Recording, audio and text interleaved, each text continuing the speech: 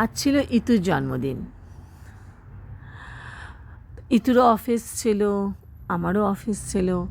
তাই জন্যে আমি ইতুকে ফোন করে বলেছিলাম সন্ধেবেলা আমরা সিটি সেন্টারে বসবো চা খেতে। মিতাও যখন কলকাতায় আছে।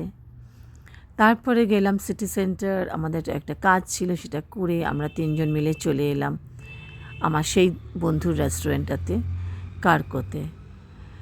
মিতাকে আমি সে ভেবেইছিলাম রোল নালে মোগলাই পাওয়াটা খাওয়াবো। ও বললো মোগলাই খাবো না, আমি রোল খাবো। তো চিকেন রোল অর্ডার করলো। ও চিকেন রোলের অ্যারোমাতেই পাগল হয়ে যাচ্ছিল।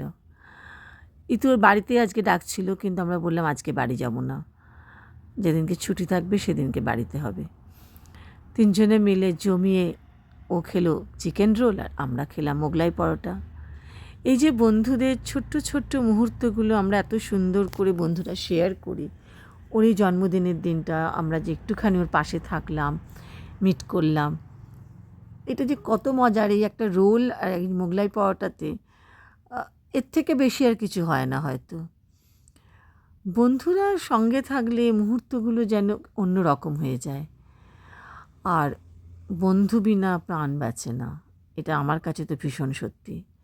মিতা এসেছে 9 বছর বাদে, আমার কাছে না এটা উৎসব। প্রত্যেকটা মুহূর্ত ওর সঙ্গে কাটাতে থাকতে আমার প্রচণ্ড ভালো লাগছে। আমার যেহেতু অফিস, দিনের বেলা খুব কম সময় থাকতে পারছি, তাই ইভিনিংটা আমরা দুজনে মিলে স্পেন্ড করি।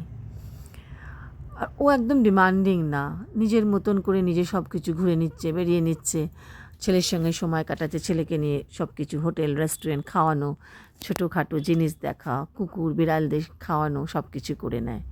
ইভিনিংয়ে আমরা একসাথে ডিনার করি, এইটা একটা নিয়ম হয়ে গেছে।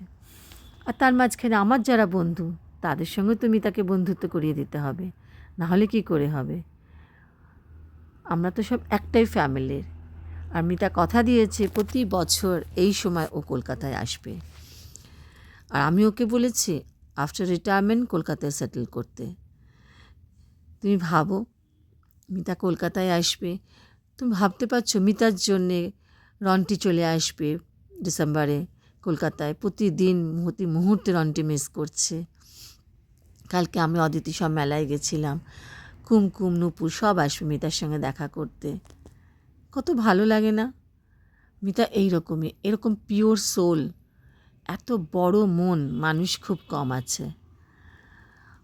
আমি সত্যিই খুব লাকি, আমার এত ভালো ভালো বন্ধুরা যে আমার চারপাশে সবসময় আমাকে ঘিরে রাখে।